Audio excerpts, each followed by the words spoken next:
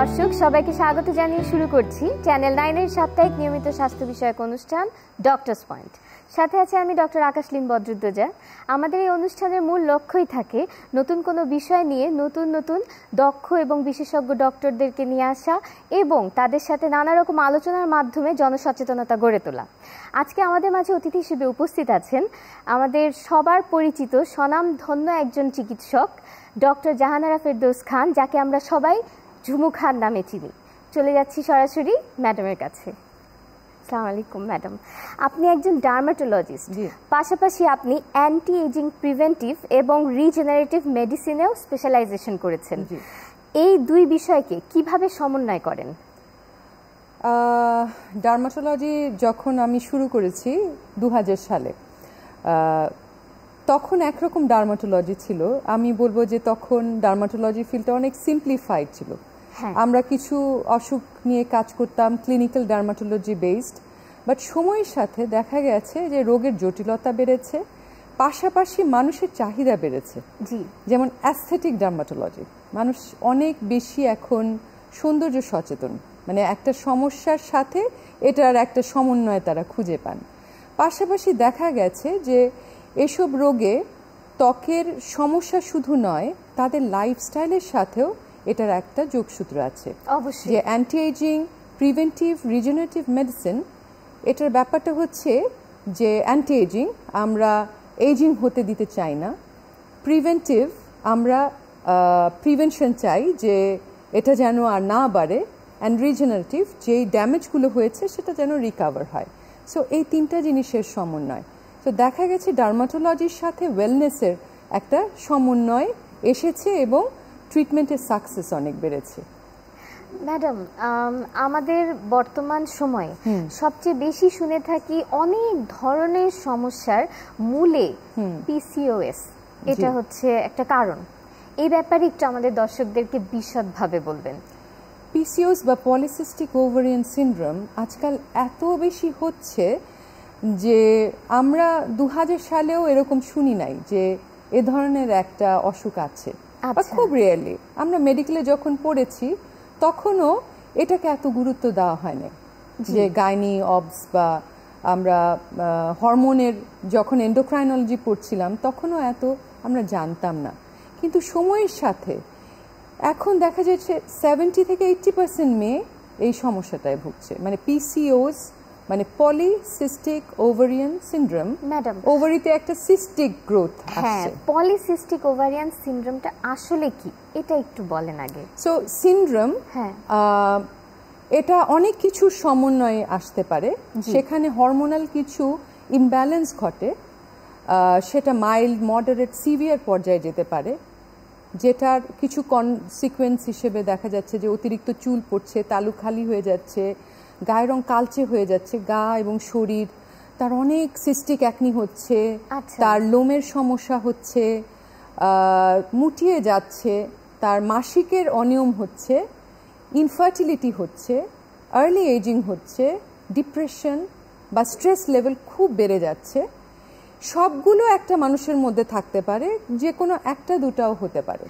সুতরাং আমি বলবো যে যে কোনো নারীর পিসিওএস হওয়ার সম্ভাবনা কিন্তু রয়েছে, বাট কি লেভেলে আছে সেটা ডিপেন্ড করছে তার লাইফস্টাইলের উপর। ম্যাডাম, কোন বয়সী পেশেন্টদেরকে আপনি বেশি পাচ্ছেন?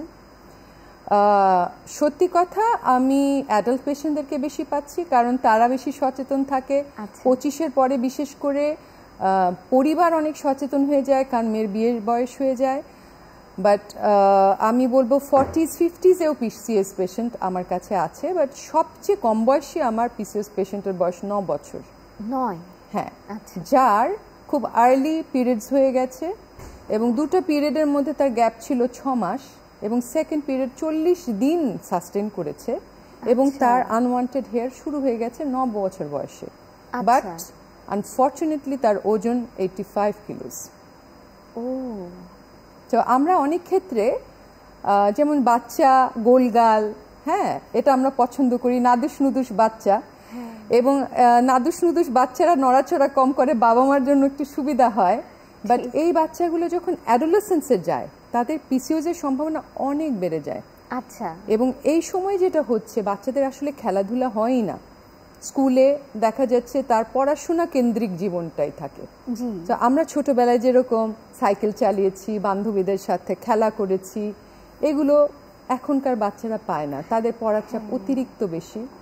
আমাদের রাত 10টা থেকে ভোর 4টা এই 6 ঘন্টা হচ্ছে ঘুমের সময়।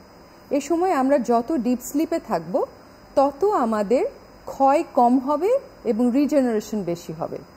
এবং রাত 10টা থেকে ভোর 2টা, ভোর রাত, হ্যাঁ, এই 4 ঘন্টায় আমাদের স্লিপ হরমোন রিলিজ হয়, মেলাটোনিন। মেলাটোনিন যত রিলিজ হবে তত অন্য হরমোনগুলো ভালো থাকবে। সো আমাদের শরীরে ভালো হরমোন যত ফ্লারিশ করবে, যত বেশি তৈরি হবে, তত আমরা সুস্থ এবং আমরা বলবো মোর ইমিউন থাকবো, আমাদের রোগ প্রতিরোধ ক্ষমতাও অনেক বেশি থাকবে। ম্যাডাম, আমরা সময়ের প্রয়োজনে একটা ছোট বিরতি নেব, বিরতির পরে আসছি। দর্শক, আমরা আলোচনা করছিলাম ডক্টর ঝুমু খানের সাথে।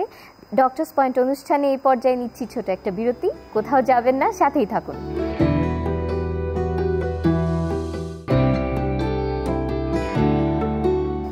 দর্শক, ফিরে এলাম ডক্টরস পয়েন্ট অনুষ্ঠানে। চলে যাব সরাসরি ডক্টর ঝুমু খানের কাছে এবং তার কাছ থেকে আমাদের অনেক কিছু জানার আছে। আশা করছি আপনারা উপকৃত হবেন। ম্যাডাম, পিসিওএস এর কারণে আমরা সবচেয়ে বেশি যেটা শুনতে পাই, অনেক বেশি লোম হয়ে যায় এবং এটা অনেক সময় একটু বিব্রতকর পরিস্থিতিও তৈরি করে একজন নারীর জন্য। সত্যিকার এই ব্যাপারে একটু এখন বলেন। বিব্রতকর মানে সাংঘাতিক বিব্রতকর, এবং হীনমন্যতা যে কোন লেভেলে যেতে পারে সেটা যার হচ্ছে সেই জানে। কারণ সে একটা সময়, অনেকেরই আছে লোমটা একটু বেশি, মুখে হালকা লোম আছে, শরীরে হালকা লোম আছে, এটা আমরা দেখে অভ্যস্ত। কিন্তু যদি দেখা যায় যে থুতনি থেকে ছেলেদের মতো লোম বেরোচ্ছে, পুরুষালী লোম, মোটা মোটা লোম আসছে, মানে প্রথমে তো আর মোটা মোটা হয় না, লোমটা লম্বা হওয়া শুরু করে, তখন ওরা কাটা শুরু করে। অনেকে আছে পার্লারে থ্রেডিং করা শুরু করে, এবং পার্লারে গেলেই ওরা বলে যে থ্রেডিং করেন ভালো হয়ে যাবে। থ্রেডিং এ কখনোই ভালো হয় না। থ্রেডিং এ সবসময় ছিঁড়ে আসে, মাথাটা মোটা হতে থাকে। এবং শুরুর দিকে যেরকম আমরা ছেলেদের যদি দেখি, অ্যাডোলেসেন্ট ছেলেদের যাদের দাড়ি উঠছে, তাদের কি হয়, ওদেরও লোমের মতোই থাকে। তারপর যখন ওরা শেভ করা শুরু করে, প্রথম দিকে দেখা যায় মাসে একবার শেভ করতে হচ্ছে, তারপর সপ্তাহে একবার শেভ করলে হচ্ছে, তারপর প্রতিদিন করতে হচ্ছে। তো একটা মেয়েরও সেই রকম একটা পর্যায়ে শুরু হয়ে যায়, যারা পার্লারে থ্রেডিং করা শুরু করে বা নিজে নিজে শেভ করা শুরু করে। বাট এটা কতদিন চলতে পারে?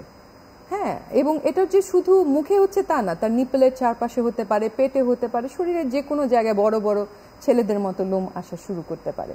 আচ্ছা, সো এটা যারা ভুগছে, আমি বলবো তাদের ডার্মাটোলজিস্টের শরণাপন্ন হওয়া উচিত, বিশেষ করে যারা লেজার নিয়ে কাজ করে। সো শুরুর দিকে কিন্তু আমরা এত বেশি পেশেন্ট দেখিনি, আমরা দেখতাম অ্যাডাল্টরা আসছে, হ্যাঁ, তাদের লোমের সমস্যা এত বেশি জটিল ছিল না, যেটা সময়ের সাথে হচ্ছে, কারণ তাদের লাইফস্টাইল অনেক বেশি খারাপ হয়ে যাচ্ছে। আচ্ছা, একটা ক্লাস 3-4 এর মেয়েও দেখা যায় যে রাত 2টা পর্যন্ত পড়ে, আর পরে না কি করে উই ডোন্ট নো, কিন্তু সে রাত জেগে থাকে। আর সেটা যদি ইউনিভার্সিটি লেভেলের হয়, রাত জেগে থাকে।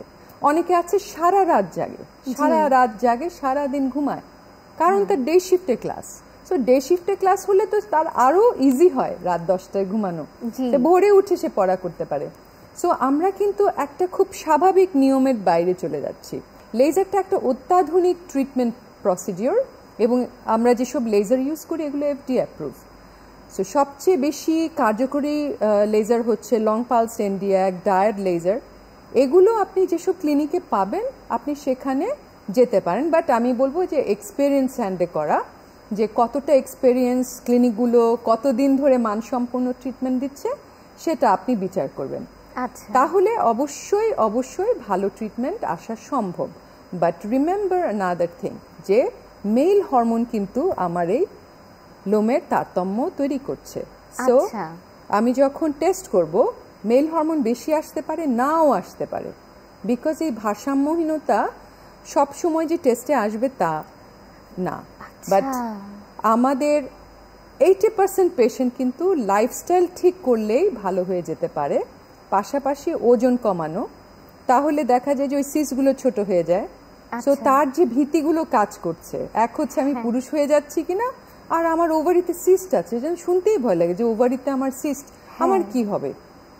আর আমাদের কাছে তো আসে আসলে ওই লোম বা একনি যখন বেড়ে যায় তখন ডার্মাটোলজিস্টের কাছে আসে যে চেহারা খারাপ হয়ে যাচ্ছে সেজন্য।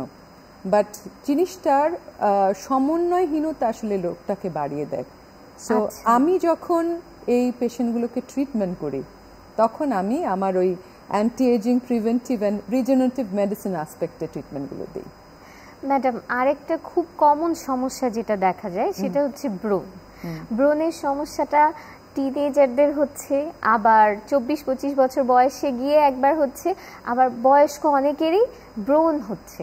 ব্রণটা ঠিক হচ্ছে না, তারা নানা রকম চিকিৎসা, টি ট্রি অয়েল ব্যবহার করা, নানা রকম ক্রিম, নানা রকম বিদেশি প্রোডাক্ট এনে ব্যবহার করার চেষ্টা করে।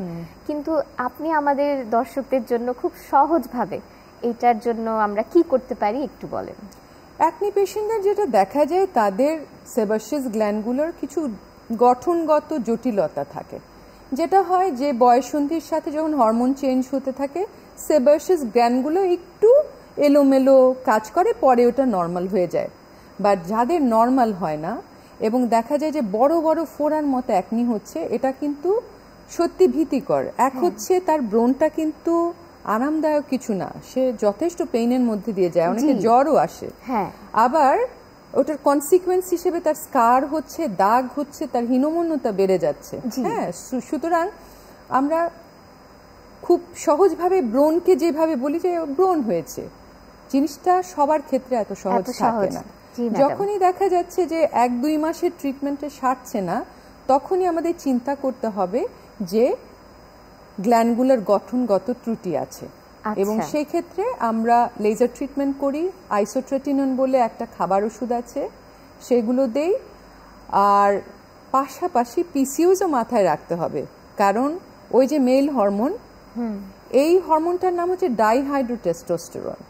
তো টেস্টোস্টেরন পুরুষের শরীরে যেটা ফ্রি টেস্টোস্টেরন, সেগুলো পুরুষত্ব তৈরি করে, তাকে ম্যানলিনেস, তার মাসল ভালো, চেহারা ভালো, ব্রেইন ভালো, এগুলো করে। বাট ডিএইচটি উল্টো কাজ করে। তো যেসব পুরুষরা রাত জাগে তাদেরও কিন্তু ডিএইচটির এফেক্টে চুল বেশি পড়া, টাক হয়ে যাওয়া, কালচে হয়ে যাওয়া, ব্রেইন ফগ হওয়া, তাড়াতাড়ি বুড়িয়ে যাওয়া, এগুলো হচ্ছে।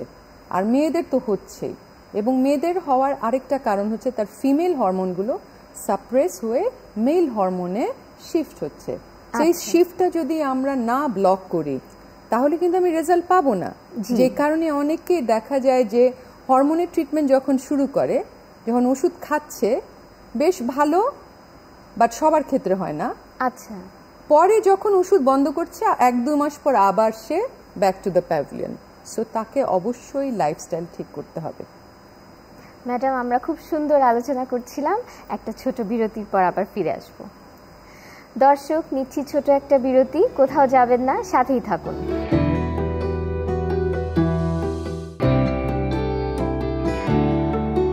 দর্শক, ফিরে এলাম ডক্টরস পয়েন্ট অনুষ্ঠানে, সাথে থাকার জন্য ধন্যবাদ।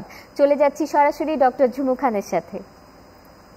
ম্যাডাম, পিসিওএস ছাড়াও আমরা আরো অনেক কারণেই জানি যে চুল পড়তে থাকে। অনেক সময় ডক্টররা বলে থাকেন যে চুল যতটুকু পড়ছে চুল আবার গজিয়েও যাবে, কিন্তু যারা এই প্রবলেমটা ফেস করে তারা দেখছে যে চুল পড়তে পড়তে পাতলা হয়ে যাচ্ছে একদম। সেই ক্ষেত্রে এটা আসলে কেন হচ্ছে? আমরা অনেক সময় জানি যে শীতকালে হয়তো চুল একটু বেশি পড়ে, কিন্তু আমাদের দর্শকদের সুবিধার্থে আপনি একটু আমাদেরকে বলবেন যে এটা প্রিভেন্ট করার উপায়। রাইট, চুল পড়ার প্রথম কারণ হচ্ছে নিউট্রিশনাল ডেফিসিয়েন্সি, যে ঠিক মতো হয়তো আমরা যেসব আমাদের দরকার খাবারের মধ্যে, প্রোটিনস দরকার, ভিটামিনস, মিনারেলস, এগুলোর ঘাটতি হচ্ছে। বাট অনেকে আছে যে তাদের খাওয়া দাওয়া নিয়ে সমস্যা নাই, বাট চুল পড়ছেই পড়ছে। আচ্ছা, পিসিওসটা মাথায় রাখতে হবে, হাইপোথাইরয়েডিজম মাথায় রাখতে হবে। সো এইসব কারণেও অনেকের অনেক বেশি চুল পড়তে পারে। আচ্ছা, আমরা অনেক সময় পানিকে দোষ দেই, যে আমেরিকায় গেছে, ওখানে গরম পানি দিয়ে গোসল করার পর চুল সব পড়ে যাচ্ছে। আপনি গিয়ে দেখবেন সে রাত যাচ্ছে, সে রাত 2-3টার আগে ঘুমাতে পারছে না। অনেকে আছে এত বেশি কাজ একসাথে করে যে স্টুডেন্ট সে পড়াশোনা করছে, সে টিউশনি করছে, সে জব করছে, নাইট শিফটে MBA ক্লাস করছে, একটা মানুষ কতটা ধকল নিতে পারে। জি। সো এটাও কিন্তু একটা কারণ যে অতিরিক্ত ওয়ার্কলোড, স্ট্রেস এত বেশি হাই হয়ে যায়। সো এগুলোকে কিন্তু অস্বীকার করা যাবে না। বাট PCOS-এর মতো যে সমস্যাগুলো আছে সেটাতে চুল আসলে গজায় না, কারণ হরমোন যেগুলো তৈরি হচ্ছে, যেটা DHT-র কথা বললাম, যে ছেলেদের টাক মাথা হওয়া, সেটাও কিন্তু DHT হরমোনের জন্য, মেয়েদের ক্ষেত্রেও DHT হরমোন। সো এদের ক্ষেত্রে আমরা যদি ওই লাইফস্টাইল না ঠিক করি তাহলে DHT হরমোন তৈরি হচ্ছে এবং সে চুলের কোয়ালিটি চেঞ্জ করছে। দেখা যাচ্ছে যে চুলটা পাতলা হয়ে যাচ্ছে, খুবই উইক হয়ে যাচ্ছে এবং আলটিমেটলি হেয়ার রুটগুলো ধ্বংস হয়ে যাচ্ছে। সো যেই চুলগুলো রয়ে যাচ্ছে ওগুলো খুবই উইক চুল হিসেবে থাকছে এবং মাথার তালুতে এই জায়গাটায় যাদের চুল যত বেশি পাতলা হয়ে যাচ্ছে ওটা কিন্তু হরমোনাল কজই বেশি থাকে। আচ্ছা। সো তাকে অবশ্যই লাইফস্টাইল মডিফিকেশন করতে হবে। এক্ষেত্রে মিনক্সিডিল টাইপের ওষুধ কিন্তু খুব পপুলার, বাট মেয়েদের ক্ষেত্রে মনে রাখতে হবে মিনক্সিডিল আমি চুলে দিচ্ছি, মুখে কিন্তু লোম চলে আসতে পারে। ও আচ্ছা। সো হ্যাঁ, বাট মিনক্সিডিলের বাইরেও অনেক কার্যকরী ওষুধ আছে যেগুলো আমরা সাজেস্ট করি। ট্রিটমেন্টের মধ্যে PRP খুবই কার্যকর। PRP is like platelet rich plasma. আমরা পেশেন্টের ব্লাড ড্র করি, গ্রোথ ফ্যাক্টর আলাদা করি, দেন চুলের গোড়ায় গোড়ায় ইনজেক্ট করে দিই। এটা অনেকটা বাগান করার মতো, যে আমার বাগানের গাছগুলো উইক হয়ে যাচ্ছে, সো আমি পানি দিচ্ছি, সার দিচ্ছি, ওগুলো প্রাণবন্ত হচ্ছে। বা যদি গাছই না থাকে তাহলে আমার কি পানি বা সার দিয়ে গাছগুলো আসবে? ফিরে আসবে না। সেক্ষেত্রে তখন আমরা হেয়ার ট্রান্সপ্ল্যান্টে যাই। আচ্ছা। লেজারও আছে যেগুলো সুবিধা হচ্ছে যে একদমই পেইনলেস ট্রিটমেন্ট, একটু স্লো কাজ করে, বাট যাদের স্কাল্পে সমস্যা আছে যেমন ড্যান্ড্রফ, তাই না, সোরিয়াসিস, এগুলোও থাকে, তাদেরও তো চুল বেশি পড়ে, এগুলো হিলিংয়ে লেজার খুব ভালো কাজ করে। সো আরেকটা কজ কুড বি সেবোরিয়া, যে সেবোরিক ডার্মাটাইটিস, সোরিয়াসিস বা স্ক্যাল্পের কোনো অসুখ। আচ্ছা ম্যাডাম, একটা খুব বড় সমস্যা বর্তমানে, সবাই এটা নিয়ে মানে খুব সচেতন, ওবেসিটি। হ্যাঁ, মানে ওজনকে সবাই নিয়ন্ত্রণে রাখতে চায়, কিন্তু অনেকেই বলে থাকে যে তারা অনেক চেষ্টা করছে, প্রপারলি ডায়েটিং করছে, রেগুলার এক্সারসাইজ করছে, কিন্তু ওজন নিয়ন্ত্রণে সব সময় থাকছে না, হঠাৎ একটু কমছে, একটু ছাড় দিলে আবার বেড়ে যাচ্ছে। এই ব্যাপারে একটু আমাদের দর্শকদেরকে বলেন যে তারা কিভাবে ওজন নিয়ন্ত্রণে রাখতে পারবে। এই পেশেন্টদের ক্ষেত্রে দেখা যায় কিন্তু লাইফস্টাইল ইজ ভেরি স্ট্রেসফুল। তারা এত বেশি কাজে অকুপাইড থাকে বা এত বেশি দুশ্চিন্তার শিকার যে ওই হরমোন ইমব্যালেন্সের জন্য কিন্তু ওজন কমতে চায় না। আচ্ছা। যখনই মনে হচ্ছে যে আমি ক্ষুধাটা কন্ট্রোল করতে পারছি না, hormone is playing the notorious role. Madam, আমরা আসলে অনেক কিছু নিয়ে আলোচনা করলাম, কিন্তু সব চিকিৎসার ক্ষেত্রেই মানুষ কিন্তু এটা ভেবে থাকে যে এই অ্যাস্থেটিক পারপাজে বা এই কারণে আমরা যখন ট্রিটমেন্টে যাব খরচটা কি খুব বেশি হয়ে যায় কিনা। তো একজন সাধারণ মানুষের জন্য কি আসলে এই ট্রিটমেন্টগুলো খুব ব্যয়বহুল? অ্যাস্থেটিক ট্রিটমেন্ট কিন্তু বিনা পয়সায়ও সম্ভব, সেটা হচ্ছে লাইফস্টাইল মডিফিকেশন। জাস্ট একটা নিয়ন্ত্রিত জীবনযাপন ধারার মধ্যে যদি আমি থাকি, early to bed, early to rise, এসব অভ্যাসে থাকি, একটু রেগুলার ব্যায়াম করি, কারণ আমরা অনেক সময় এটা করছি যে খাওয়ার বন্ধ করে দিচ্ছি ওজন কমানোর জন্য, ওজন কমছে না, ওদিকে মাসল উইক হয়ে যাচ্ছে, একটা ভীষণ নিউট্রিশনাল ডিসহারমোনি শুরু হচ্ছে, তারপর তার ভালো হরমোনগুলো সাপ্রেস হয়ে যাচ্ছে। সুতরাং আমরা এটা করব কেন? এবং এই অনিয়ম থেকেই কিন্তু স্ট্রেসও বেড়ে যাচ্ছে, তার ডিপ্রেশন হচ্ছে, তার মন ভালো থাকছে না। সো প্রথম কাজ হচ্ছে যে ওই ছোটবেলার ওই কথাগুলো মনে রাখা, যে early to bed, early to rise এবং একটা ফিজিক্যাল অ্যাক্টিভিটির মধ্যে থাকা। আরেকটা হচ্ছে যে skin care, basic skin care, স্কিনের হাইড্রেশন দরকার। স্কিনকে আমরা যত হাইড্রেটেড রাখবো, তাকে যত আরাম দিব, তত সে ইয়াং থাকবে, তত সে আমাদের মনের কথা শুনবে। সো এই বেসিক জিনিসগুলো করে কিন্তু অনেকে যুগের পর যুগ ইয়াং অবস্থায় কাটিয়ে দেয় এবং দেখবেন যে তারা মানসিকভাবেও কিন্তু অনেক হেলদি থাকে। জি, অ্যাস্থেটিক ট্রিটমেন্ট ডিপেন্ড করছে যে আপনার কি ট্রিটমেন্টটা দরকার বা আপনি কোন লেভেলে অ্যাস্থেটিক সার্ভিস চাচ্ছেন। সো আমাদের দেশে বাইরে থেকে, ইউরোপ আমেরিকা থেকে অনেক ইকোনমিক রেটের ট্রিটমেন্টগুলো সম্ভব, বাট আমাদের দেশে হচ্ছে। বাট আমি বলবো যে এটা মাত্রাতিরিক্ত খরচ সাপেক্ষ এরকম না। তবে আপনি কতটা হেলদি এক্সপেকটেশনে আছেন সেটাও ইম্পর্টেন্ট। যেমন একজন মনে করছে তার দেয়ালের মতো সাদা হওয়া দরকার, হ্যাঁ এটা কখনোই সম্ভব না। তার উজ্জ্বল ত্বক, হেলদি ত্বক, সেটা সে চিন্তা করতে পারে। সে যতই আমি বলবো আনরিয়েলিস্টিক অ্যাপ্রোচে যাবে, তার ট্রিটমেন্ট উল্টাপাল্টা হবে, তার একটা থেকে অন্য আরেকটা কনসিকুয়েন্স হতেই পারে। আমাদের আসলে আনরিয়েলিস্টিক এক্সপেকটেশনটা রাখা চলবে না। আমি খুব বেসিক যদি আমি বলি অ্যান্টি এজিং ট্রিটমেন্ট, আমি বলবো যে আমরা যেমন স্কিন রিপেয়ার করি, একটা বেসিক স্কিন রিপেয়ার সেরকম কিছু একটা করতে পারে মাসে একবার, তাহলে স্কিনটা হেলদি থাকলো। তার বাজেটে আসলে জাস্ট সে ময়শ্চারাইজার এসবই দিল। 25-এর পর আমি বলবো 25 to 30-র ভিতরে বোটক্স ট্রিটমেন্ট সে মাথায় রাখতে পারে, বিকজ এটা প্রিভেন্টিভ ট্রিটমেন্ট, যে ডিপ লাইনগুলো তৈরি হলো না। বাট যার এটা বাজেট আসছে না সে এটা ভুলে যেতে পারে, সে জাস্ট হাইড্রেটেড রাখলো। এবং এখন এত ভালো ভালো ময়শ্চারাইজার আছে যেগুলো অ্যান্টি এজিং সেরাম আছে, তারপর ভাইটামিন সি সেরাম আছে, যাদের স্কিনে স্যুট করে সাংঘাতিক ভালো কাজ করে। সো স্কিন বুঝে ডার্মাটোলজিস্ট দেখিয়ে আমি জাস্ট একটা ভালো প্রোডাক্ট রেগুলার ইউজ করলেও কিন্তু আমি অনেক ভালো থাকতে পারি। আপনাকে অসংখ্য ধন্যবাদ চ্যানেল 9-কে সময় দেওয়ার জন্য। আপনাকেও অনেক ধন্যবাদ।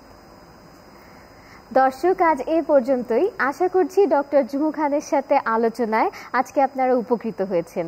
আগামী পর্বে আবারও দেখা হবে নতুন কোনো অতিথিকে নিয়ে, নতুন কোনো বিষয় নিয়ে। সে পর্যন্ত সুস্থ থাকুন, ভালো থাকুন আর চোখ রাখুন চ্যানেল 9-এর পর্দায়।